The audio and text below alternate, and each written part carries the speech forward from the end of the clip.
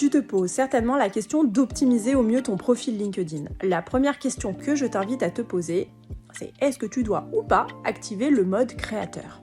On va voir ensemble ce que c'est le mode créateur, quels avantages il offre et si ça vaut le coup ou pas pour toi de l'activer. Premier point, où se trouve le mode créateur ? Comment vérifier si tu l'as activé ou pas ? Et comment l'activer le cas échéant ? Tu as un premier encart sur fond gris où il va y avoir ta bannière, ta photo de profil. En dessous, on va retrouver ton post et puis les boutons pour se connecter. Le deuxième encart qui est en dessous, qui s'appelle ressources, le premier lien s'appelle mode créateur. Ah, t'as compris, c'est là que ça se passe. Donc si c'est pas activé, tu cliques dessus. La première chose que le mode créateur va changer, c'est le statut de tes relations. Tu n'as plus uniquement des relations avec lesquelles tu entres en contact, mais un contact qui doit s'initier des deux côtés, c'est-à-dire je veux me connecter à toi, je t'envoie une invitation, il faut que tu l'acceptes pour qu'on soit connecté.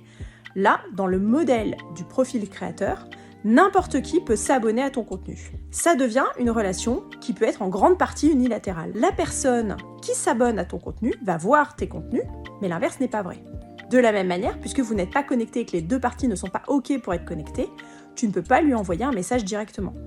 On comprend du coup que c'est plutôt une relation quantitative, c'est-à-dire j'accumule un certain nombre d'abonnés, plutôt qu'une relation de vrai échange, de vraie communauté. Ce qui est intéressant, c'est que ça va décupler ton audience, puisque la limite des 30 000 contacts ne sont pas applicables pour les abonnés. Tu peux avoir 300 000 abonnés, par contre, tu ne pourras pas avoir plus de 30 000 relations sur LinkedIn. Donc ça, c'est plutôt un point intéressant, même si on n'est pas nombreux à se poser la question « Oh mince, je suis limité, j'ai que 30 000 abonnés ». Du même coup, cette modification, lorsque tu actives le mode créateur, va modifier les boutons pour entrer en relation avec toi.